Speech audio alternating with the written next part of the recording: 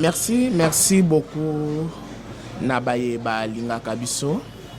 Merci beaucoup Nabaye ba lela biso makasi. Merci beaucoup Nabaye ba considéra kabiso. Na pesi bino mbote bisika nyonso tu bozali na mokili mobimba. Na pesi bino mbote bino baye boza na Suisse, bino batu boza na France, bino batu boza na Angleterre, bino batu boza na Londres, bino batu boza na États-Unis, Canada. Na pesi bino mbote mingi. Na bosani te bandeko na biso ya Maroc, Angola, Brazzaville, Mali. Na pesi bino mbote.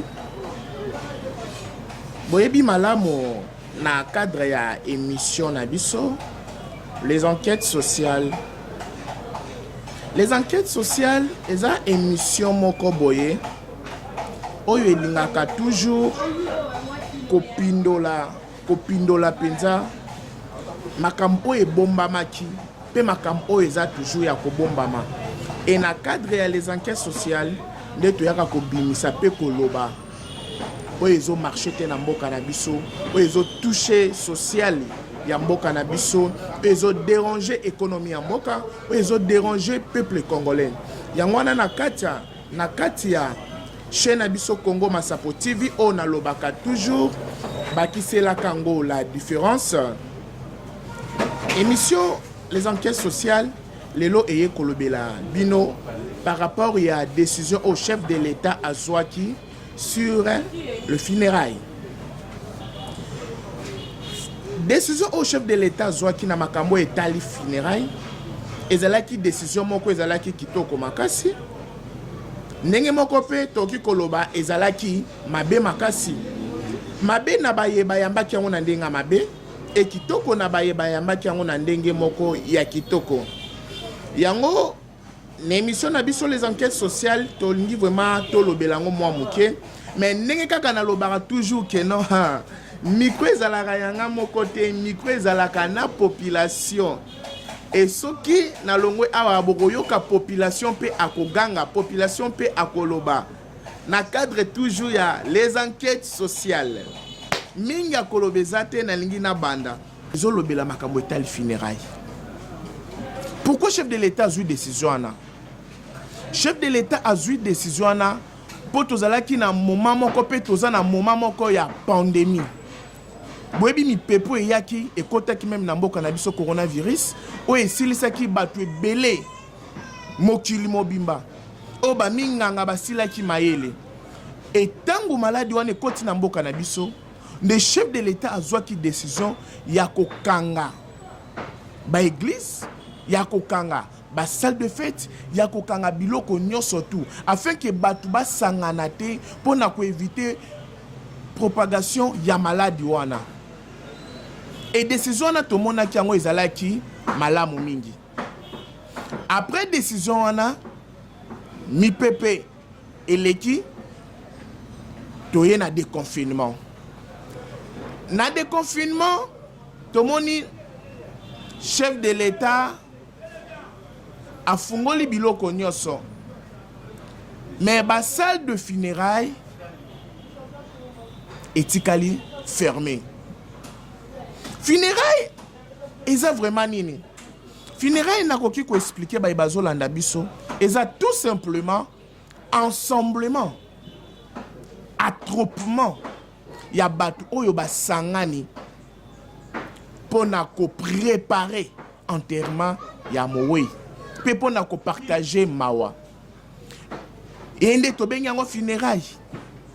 Na kati ya attroupement wana des chefs de l'État monaki ke non soki totiki boy bato ebele bakozwa maladie ya coronavirus.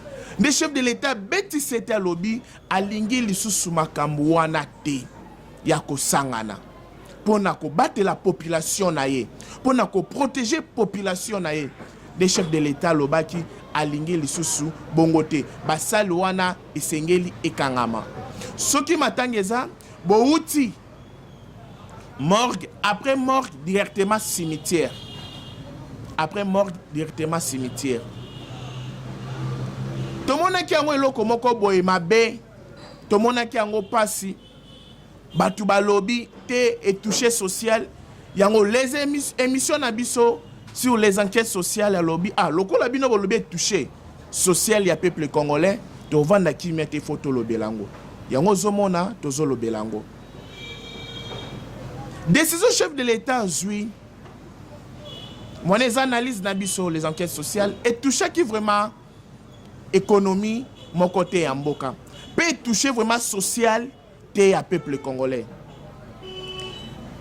mais épargner batu belé épargner biso ba peuple congolais pour na ba dépenses inutiles pour na ba dépenses inutiles na pese exemple okomona mutu abeli bakimi na ye na hôpital po na hôpital kuna basimba mutu ça demande au moins $1000 mais minganga balobi toko simba ete soki na $1000 ezate soki $1000 ezate toko simba ete famille azangi $1000 akopesa mais pas mutu akufi etango mutu akufi na kati ya organisation ya matanga o tobengi funérailles ozomona na hôpital basengaki $1000 mais na ba organisation wana toketi na ba $10,000 ba $7,000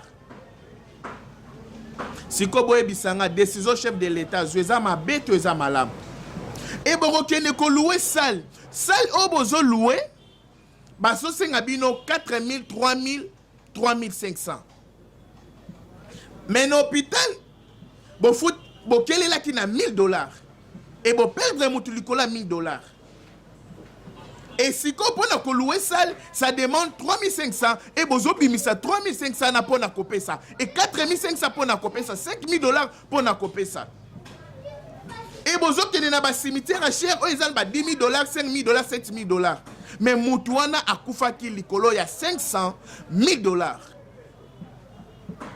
mwana nyonso te ezalaki ba dépense moko inutile ba dépense moko ememaki biso na réussite te ba dépense moko ememaki biso na ba peti moko ezanga tina pona ko sauver vie ya mutu tokokaki ko sauver yango te mais pona ko bimisa ba mbongo pona funérailles et tozalaki bato liboso ya ko bimisa ba mbongo nde chef de l'état lobaki non pas question makambo wana te pona ko épargner peuple congolais na ba dépense inutile une fois mutu akufi akie na morgue après morgue directement cimetière.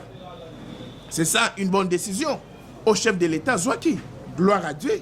Il faut qu'on bête la yema boko. Tolobaki toujours une émission sur les enquêtes sociales. Ce qui, chef de l'État, a salé le komoko boyamabe, biso les enquêtes sociales, tokoloba. Ce qui a salé le komoko, yamalam, tokobete la ngoma boko. Bravo, Fati Béton. Bravo, Fati. Malgré tout, on a combattu. Mais avec Dieu, nous vaincrons. Naza ko encourager au chef de l'État. Naza vraiment pour yo 100%. Mais naza ne ko encourager ba œuvre na yo pe ba décision msusu zozwa. Gratuité scolaire. Yango ne sali ba tout moi bien. Pourquoi pas tokolo belango te? Les enquêtes sociales. Tokolo belango et yamabe pe tokolo belango. Et voilà la décision chef de l'État Zouaki. Bato bazalaki na ba salle na bango, ma salle de funérailles, balobi est touché social. Tokene na nukuna. Balobi est touché social, biso to lobi est touché social na ndenge nini. Oh et quand ici chômage na mboka. Mais non. Na ba salle wana. Soki na salle na yo ozalaki na 3 personnes, 5 personnes. Oh bazalaki ba travailleurs na yo. Soko zu ba salle wana. Au commissaire ba salle de fête. Mais chômage eza wapi? Kaka bato banango travailler na bango. Continuer na bango zo ba salle wana commissaire ba salle de fête. Continuer na bango. Problème eza wapi? Ozalaki na 5 travailleurs. Chômage ebimeli wapi maman? Chômage ebimeli wapi papa? Obanango travailler na bango, mais continuer na bango. Yo na ba matango banaki ko senga ba 5 ba $3,000 ba 4,000 ba 5,000 mais rien n'empêche ceux qui mutayo louer salle na yo salle de fête na yo o senga $5,000 $10,000 eza salle na yo chômage côté l'ouabi. Chômage exact Fatih Béton. Donc on remercie ba œuvre et chef de l'État. Dans le cadre, toujours, il y a les enquêtes sociales.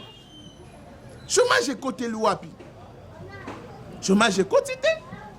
Tout le bakeno, tout déclaré que non, ezaki culture n'a bisoté. Comme ezaki culture n'a bisoté, hein? Comme ezaki culture n'a bisoté, que mutakufi balekine balamoko na cimetière, balekine na cimetière, ezaki culture n'a bisoté to mesana te, yango etouchaki mitema na biso. Yango esepedisaki bisoté. Na Braza basala kabongo, na bamboke belé basala kabongo, na Europe basala kabongo. Partout, basala kabongo. Et pourquoi pas bisoté? Tout le bakeno ezaki culture na bisoté. Biso ba congolais to mesana muto akufi. Hein? Muto akufi, mutazana mort, to bali déjà. Ba pesi déjà couleur ali puta, couleur elamba. Ce que ça couleur verte. Si c'est rouge ou jaune, ba pesi déjà. Au moins na ba dépense inutile les bandits. Et tant encore ekobima ba kenango na salle de funérailles. Au romona kenon ba tapage bandi ba forme bilamba e bandi tozwana nous moi interview mingi ya bato. C'est bien parce que le président a bien pensé par rapport à ce problème du Covid-19. Trop de rassemblements comme ça ne facilite pas par rapport à la propagation du virus. Mais c'est aussi mauvais par rapport aux commerçants parce que c'est leur métier et ils vivent par rapport à ça. Non, s'ils n'ont pas de clients, comment est-ce qu'ils vont nourrir leurs enfants? Je ne sais pas, quelque chose du genre. Donc c'est bien aussi, c'est aussi mauvais surtout pour les commerçants. Par rapport à cette situation du Covid-19, bon, je vais réagir par rapport à ça. Bon, le président a raison, oui, il a raison de fermer parce que pour éviter la propagation du virus, on doit toujours éviter ce genre de rassemblement. C'est pas bien comme ça. Bon, pour nanga ezanango bien, pour na ba dépense. Bon, ezo sala pe pasi makasi. Na bato yo basala misala awa, bazana bisika ya ko kendete. Donc bazo balela ka awa, baletsa awa, batangisa bana na bango. Donc esali moi pasi. Omoni, bazana bisika mso ya ko kendete. Pour nanga na ebité ceux qui na ko koloba ni na place wana po ba dépense pe eleka ki pe mingi mais sikoyo baninga la biso oyo basalaka awa ba okende wapi po na maladi ba misusu bazo ndimango ba misusu ba ondimango te po bazo mona ngo te ozomo sikoyo ba maladi yango banda kala biso to bela ba kosukosu ba kosukosu wana oyo soki nini oyo bozoloba awa o wana nde yesima ye mikolo mais biso toyebaki ba tiber ba kosukosu oyo pema siko o wana oyo nde na oloba wana oyo biso tomoni pe tobelisi bato mais oyo nanu tomoni yango te ozomona yango na mingi baondi mango mingi pe baondi mango te po na ngai mukano wana espèce biso passe epesi biso pasi neti biso ba misusu tolela ka aw tolela na oteka soki na teki te moyen na lia zate bon sikoyo batu moyen ba kosombela biso biloko ezate bango nyonso bazokima kaka korea ozomona mpo na ngai malamu bazongisa mokaka. Bon, moi je trouve que c'est bien même en fait par rapport pour cette pandémie. On ne peut pas se réunir 200 personnes. Moi, je le trouve c'est bien. Et puis, pour organiser les funérailles, ça coûtait trop cher même. Voir le salle, le funérailles, tout ça coûtait trop cher. Moi, je le trouve bien. Il a pris une très bonne initiative. Pour moi, ça peut rester même pour du bon. Pour moi, c'est bien. Le chef de l'État a pris décision de mettre qui pour la Covid aux Hollandais. Mais ma Covid mais déjà ma qui a développé dans la province qui déjà développé nati va Lubumbashi la province mususu que ben outi malamo morgue cimetière parce que cause wa bembe ko exposer bembe et zo liabso ba dépense mususu inégal ozolanda oluwe ba kiti ba katafare ba musique ozolanda oluwe ba salle makamukili kili mais mettons muto akufi aussi malamu mutu na morgue na lieu de repos en tout cas ezalaki mwa bien makasi trop na pe makambo oyo pe tobima na kati ya mboka pe chef d'état pa apesi baprécaution na ye en tout cas mpona kotika bandeko na biso mbala moko na lieu de repos en tout cas ezali bien eza nano mpona makambo ya corona te eza nano mpona makambo nano ke ya kolongola na biso mpo afa na corona nano ya nano na baprovince ezalaki développé mpona kolongola so nano badepense te nano mosusu inégale mais ntango makambo ya corona mpe ye ekute mpe makambo wana en tout cas ke na tokoaccepte ke etikala kaka bongo ke levé du corps mbala moko lieu de repos na cimetière nga nakoki kolobaki etikala bongo na ndenge ke bato babanda kosala badepense bato babanda kosala lisusu banini ambiance na matanga wana bazosala makambo ezosenga nde mbongo ebele. C'est pour cela nga nalobaki nde président alobi bongo etikaka bongo zo comprendre bato babanda kosala badepense niti eza na problème te mais nde balobi bongo bapona nga asepe makasi batika bongo batika ka juste basalo ya fête makambo mosusu mais mpona matanga na mosusu wana eza bien te parce que ezozwa nde badepense ebele mpona nga na kolobaki bazwaka basalo batikaki yango lokola sale ya bibembe wana bakomisa yango basalo oyo ata ya salle de fête ozo comprendre parce que bato basala ba mariage balwa banini basala il faut bazwa sala na ikoma ta salle ya nini ya mariage c'est tout papa nga na sepeli makasi muntu akufi na pasi tango banda obela mbongo oyo ya ko faire soigner e banda mona na te siko l'air muntu ozokufa e bembelongo na morgue e kena na suna salle wana $5,000 ezo uta wapi wana mbongo wana eza mbongo mo ya kozwa kopesa famille ya kopesa famille bakoki komisunga na makambo ebele basale ezalaka bongo libela ekufa kutu tolingo omona yango te basale wana batiango ata babar batiango ata salle de fête mpona ye ebembe so elongwe mort direct matanga lelo ekomi lokwa fête moto akufi bato bake kosomba bilamba mpo balata mpo bakende matanga na matanga yango salle $5,000 $7,000 tina ba $12,000 ezali par exemple net salle oyo eza en face ya Izipa Miséricorde salle wana $7,000 ezalaka te mpo na ngai na lobi ekufa eza libela na Lubumbashi kutu ezalaka bongo te na Lubumbashi so moto alongwe mort direct bake kokunda ye mpo na félicité président na biso mibeko wana etikalaka bongo.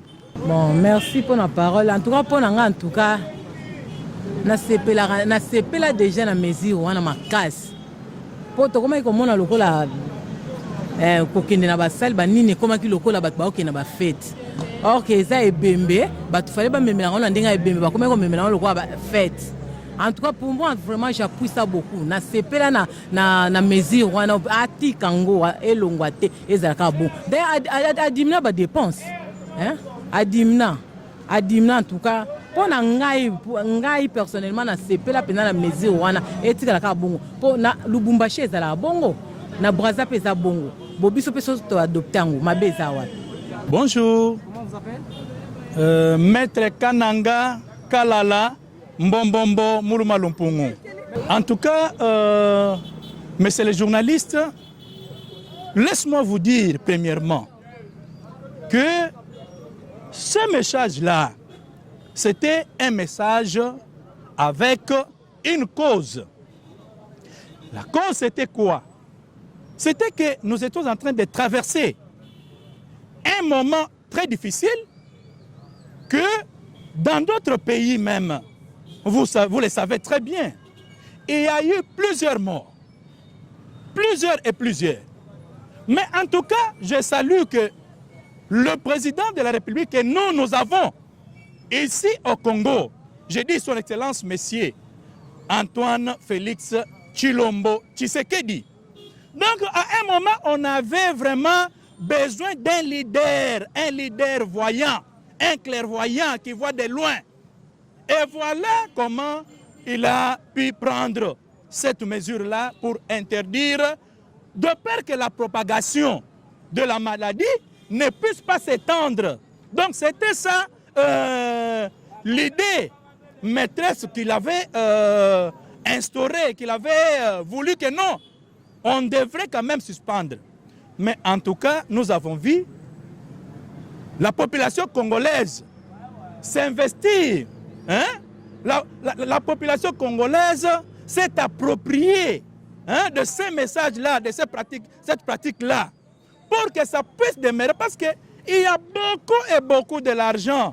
Voilà qui est dépensé comme ça, donc que non, voilà, des $1000, de 2000. Vous imaginez une salle qui arrive même à $2000. Donc, à 5000, voire même, mon frère journaliste. Donc, ce sont des choses un peu intolérables et l'argent est gaspillé comme ça inutilement. Je dis bien inutilement. Alors, c'est pourquoi nous avons salué cette mesure et nous voulons que non, la population congolaise puisse quand même revenir à la raison et comprendre que non, ce sont de l'argent gaspillé comme ça parce que ça ne vaut pas la peine de dépenser beaucoup d'argent comme ça à cause tout simplement. Mais quand même la personne qui est décédée était en vie, demandez-vous, est-ce qu'on a pu dépenser cette somme-là d'argent? Non. Mais on va les gaspiller comme ça, donc inutilement. Nous saluons cette mesure-là. Donc c'est une mesure que la population congolaise s'est appropriée. Donc c'est ça notre point de vue. Vous savez que je venais de vous dire que non, cette mesure-là avait été prise pour une cause. Et la cause c'était quoi? C'était la maladie qui tuait tout le monde. Je venais de vous le dire tout à l'heure là. Mais ce que je condamne auprès de Bayer là, le détenteur de salles, c'est quoi? C'est une exagération. Ils ont exagéré. Une salle qui va jusqu'à $2000, $5000, mon frère journaliste. On est où? Et voilà donc cette mesure-là, c'est détendu un peu par-ci par-là, voire même la maison de location. Ça devient encore du casse-tête. Donc, vraiment, nous appelons à l'État congolais de bien veiller qu'on ne puisse pas faire souffrir la population, parce que la population est en train de souffrir. On doit quand même tenir compte de l'humanisme. On est humain, on doit quand même tenir compte. On ne doit pas donc se vouer à hausser des prix, tout ça et tout ça. Donc c'est du casse-tête. On doit quand même laisser le peuple respirer. Et surtout que nous sommes les défenseurs du peuple. C'est ça. En tout cas, pour Nangaï, coup de chapeau et pas président de la République, ils ont bien. Pourquoi ils ont bien? Parce que tout le monde a matang et comme le logo a fait. Matang et l'ongwe na bon sens na matanga et comme dans batu bazangi na bango mawa na matanga. Na mutu oya kufeli olie biso tozoke kotala eto assister biso tozoke ne ko baxeler lisusu ba charge. Ozomona donc ça ba dépense moko inutile pour nangai. Ba dépense moko inutile ya ba salle de fête, ba salle ya funérailles. Donc ozomona ke mutu akufeli aza essoufflé. En tout cas, pour nous, c'est vraiment tout le système où est bien. Parce que ça ne change rien. Même à tête, on s'est dit 2-3 jours, on a assez à Koufi. Donc, le président a une décision. En tout cas, c'est CPL dans ma casse. Et ça va quand même. Personnellement, je trouve que c'est une mesure positive. Parce que économiquement, ça permet à certaines familles de dépenser moins lors des deuils. Et c'est aussi une coutume ailleurs où on a déjà adopté cette pratique-là. Ne pas pleurer les morts longtemps chez soi pour éviter surtout certaines maladies. Ça préoccupe aussi. Ça prend beaucoup de temps et ça provoque beaucoup de dépenses, effectivement. Bon, économiquement, ça touche plusieurs personnes. Même nous ici, nous sommes un centre culturel Mais compte tenu d'une certaine crise qui règne dans ce secteur culturel, nous avons accepté des deuils. Et ceux qui vivent aux dépens de ces cérémonies-là, évidemment, en souffrent, puisqu'il y a plusieurs familles qui sont dans la précarité maintenant. Plusieurs, effectivement. Mais puisque les mesures évoluent, on est en train de chercher une solution pour alléger les souffrances de toutes ces personnes-là qui ont perdu leur gagne-pain, c'est-à-dire les terranciens des sacs de fête qui sont utilisés comme lieu de recueillement. C'est ça en général. Donc il y a possibilité qu'on améliore la situation. Il n'y a pas de problème. Revenir à la normale, c'est pas tellement mon opinion, mais on peut trouver un système qui peut soulager certaines catégories de personnes, comme je l'ai dit tout à l'heure. Pourquoi? Quand je dis soulager certaines catégories, les personnes en deuil peuvent dépenser moins et ceux qui ont perdu leur gagne-pain peuvent gagner aussi quelque chose. C'est-à-dire le système actuel qu'on propose de pleurer le mort juste pendant quelques temps avant d'aller à l'enterrer, je crois que ce sera quand même une des meilleures solutions pour soulager toutes les catégories de personnes. Nous, ici à la SANEF, étant donné que c'est une activité, c'est un cercle culturel, nous allons faire tout pour que nos activités culturelles reprennent comme dans le temps. Oui, ndenge nazoloba, tapage inutile. Tapage inutile. Au monde à Moutalati, bilamba basaper na ebite na bamatanga ngo abiso basaper akande mutu bakoma koya. Moutalati chaussure, bon, il faut être propre, hein? Ici, il faut être propre. Nous ne sommes pas jaloux, de critiquer peut-être. Mais comment on a tapage ko salema, bambon e komi ko bima, bilambo e komo latama, ba mituka o e komi ko ya. Oza komi tuna question, est-ce que mutu o penza et senga kia kufa likola $500, likola $1000? Na ba famille a boy, na mituka boy, na bilamba boy, mutu vraiment so mérite kufa. Et ça passe. Hein? Minyo lobezate. Na oza reconnaissant na pe so bambote. Tolobela ki makambo etali funérailles oyo. Peuple congolais a lobby. Boyoki bino moko ndenge ba lobby. Ba o ba lobby malamu boyoki, ba o pe ba lobby mabe boyoki. Ba journaliste na biso ba kiti na terrain. Ba sala interview boyoki bango. Yango esengaki, il faut qu'on explique bien bien. Pour ça, la moi analyse mon communiqué.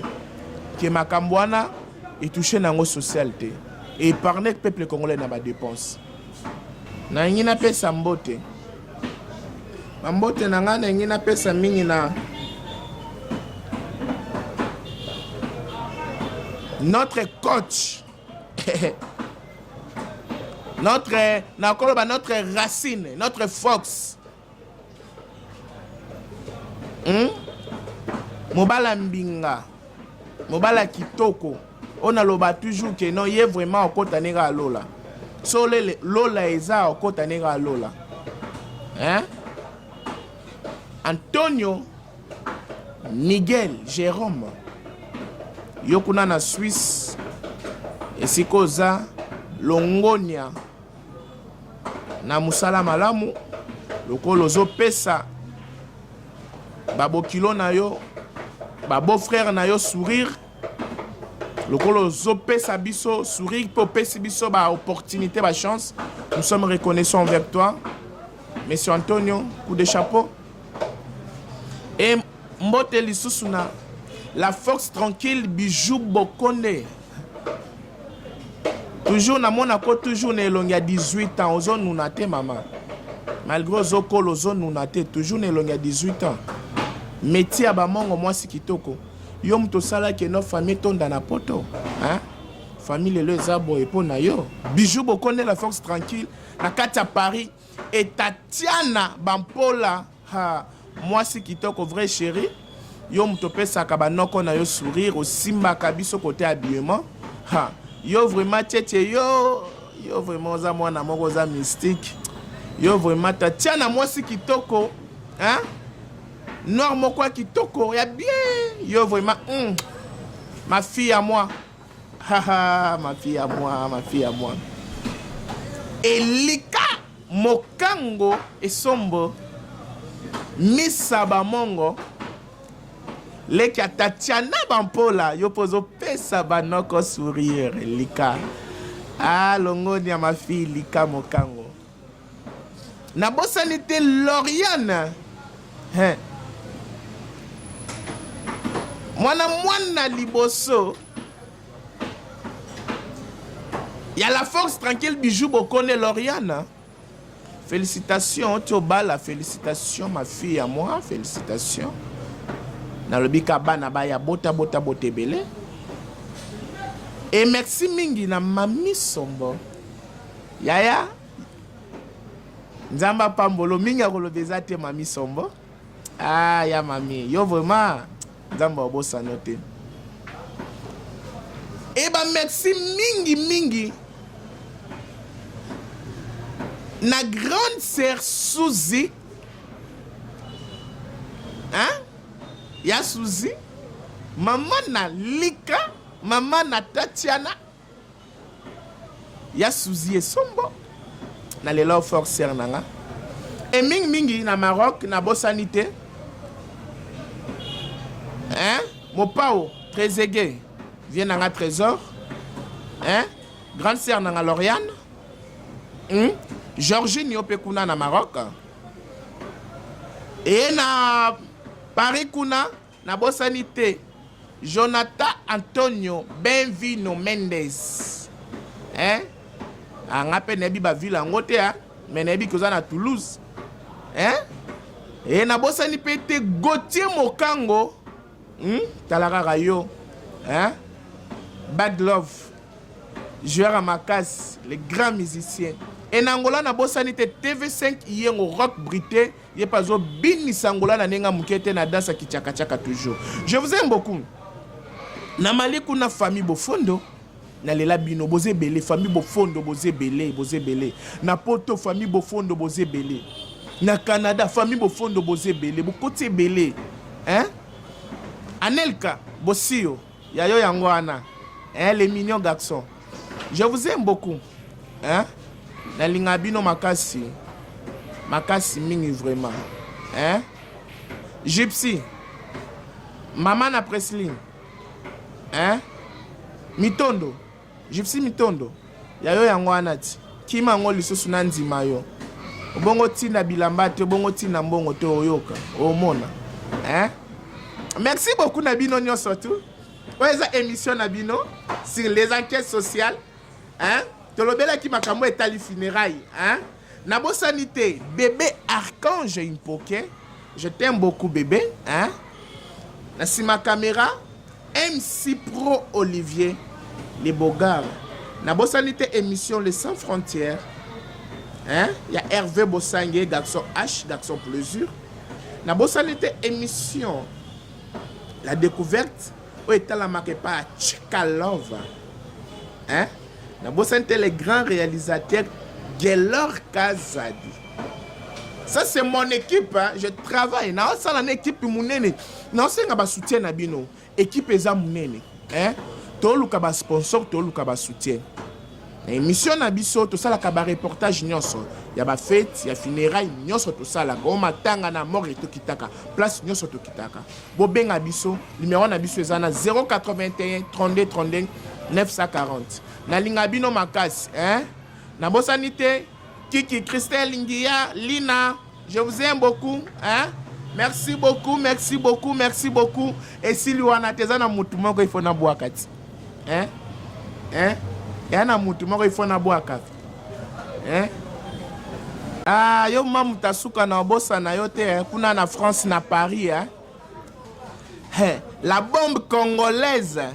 la bombe congolaise, mannequin international, Emmanuel Zola, la fondatrice de l'ONG Mama Kamosi Mamvula Pauline, yo penza Emmanuel Zola Makamozo Sala tozane na posa bato aboyi azo diminuer chômage na kati ya mboka afungo ONG anezo pesa pe bato misala bino ka ko déclarer bo pia ba congolais misala bo pia pe bato misala ti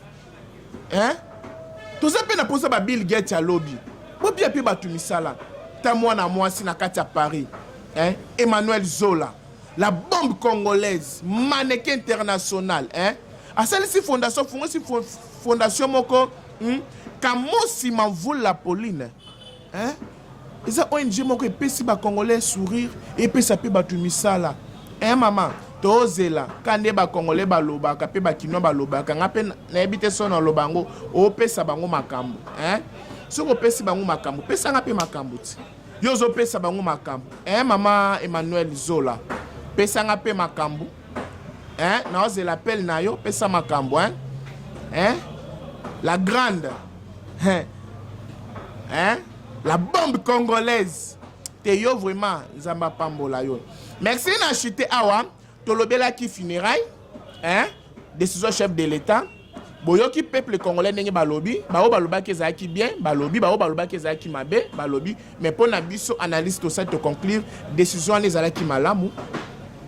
Rapport que épargner biso na ba maladie et deuxième épargner biso na ba dépenses inutiles, troisième épargner biso na n'importe quoi makambo ebele et décision neza bien et ce qui chef de l'état zo ba décision mususu boya boye to continuer toujours ko betela ye maboko.